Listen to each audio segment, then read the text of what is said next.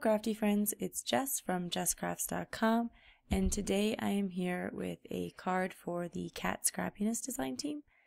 So I decided to create a shaker card, and I wanted to try something just a little bit different on this shaker card. So instead of just cutting through one layer, I am going to create a mat around my shaker. So I have this perfectly plaid Christmas paper from Lawn Fawn, and I cut a piece of white cardstock to 4 by 5 1/4, and then the piece of perfectly plaid paper to 5 by 3 3/4, so it's just a 1/4 inch smaller all around and gives me this little border.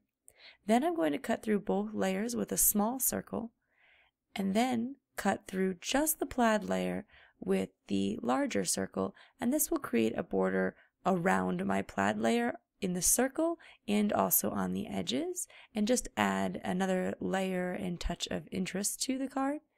And I did this with the never-ending circle dies from Kat Scrappiness.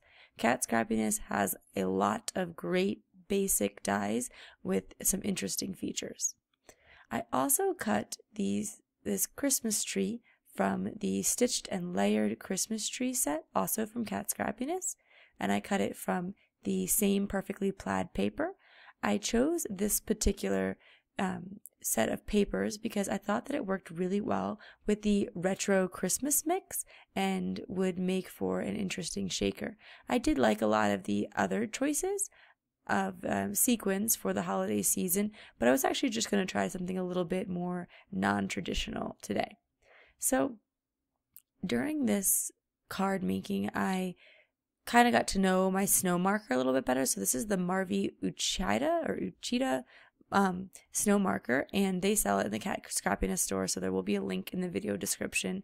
And when I first started using it, I basically just put a blob of it right out onto my work surface, and that's not really what I was going for, of course. I wanted it to be a layer of snow along the bottom, since, if it was snowing on a Christmas tree or a tree outside, it would settle onto the bottom part of the leaves.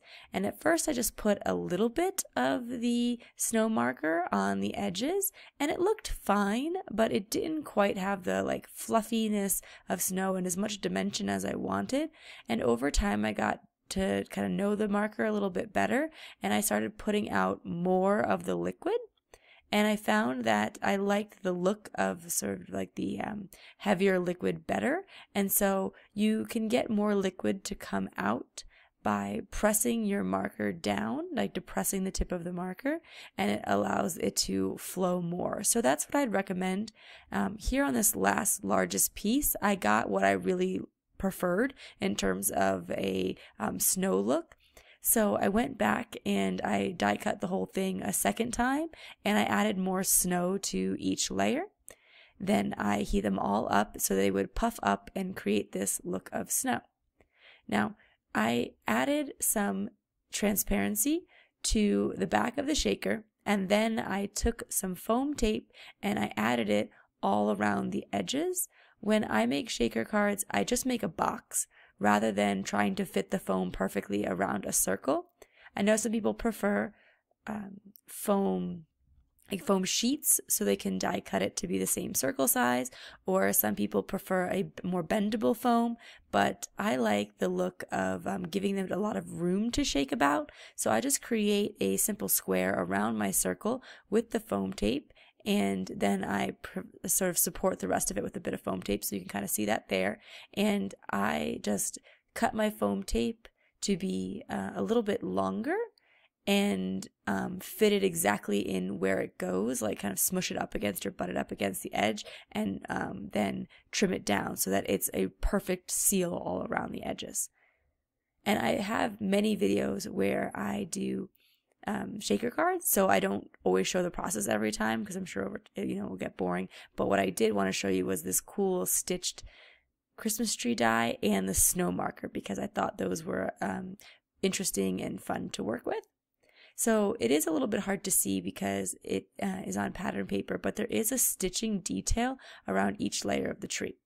And putting the tree here definitely does block a portion of the shaker, but I think that it's still a fun look, and I like how the colors in the shaker pull out the colors in the green and blue Christmas tree here. And I think plaid is such a fun look for Christmas, but also for the fall. And in fact, the current Kat Scrappiness challenge includes plaid, and it's a fall challenge. So if you like using plaid and would like to win a pretty, I think it's like a $25 gift certificate, so that's pretty awesome, to the Kat Scrappiness store, you should check out the challenge over on the blog.